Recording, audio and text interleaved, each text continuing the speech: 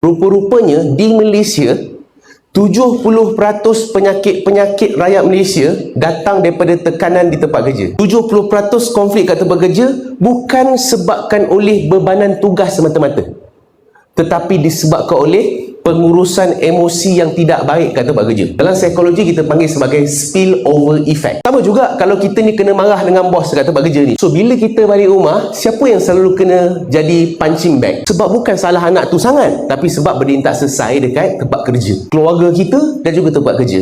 50% rakyat Malaysia berhenti kerja hanya sebab mereka tidak lagi gembira. Dan dalam 50% tu, data yang paling banyak yang disumbang adalah daripada Gen Z. Tuan-tuan, saya nak share tuan-tuan apa sebab kebanyakan Gen Z dia rasa tak happy bekerja kat sini, kena marah dengan bos, dia tukar tempat kerja lain. Dia panggil job hopping. Tuan-tuan tahu tak, ada kajian dekat Malaysia mengatakan Gen Z menghabiskan lebih kurang purata RM1,500 untuk kopi.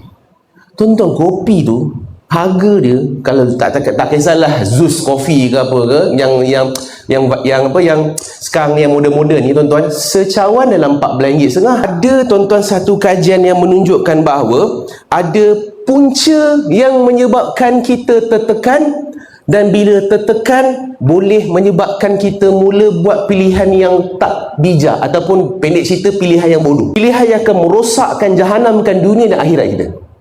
So ada 7 punca yang menyebabkan seseorang itu dia mula tertekan. Pertama, punca kita tertekan adalah disebabkan oleh kita jadi orang yang sudah pun burn out. Burn out tu adalah satu condition kita ni penat, tapi penat kita penat melampau. Maksudnya kerja kita back to back, tak cukup tidur, makan tak menentu, dengan konflik, dengan bergaduh, dengan KPI, dengan documentation, dengan paperwork. Tuan-tuan tahu tak, dengan burnout ni dan burnout tak diuruskan dengan baik, kita boleh pergi pada satu lagi fasa kita panggil sebagai depression.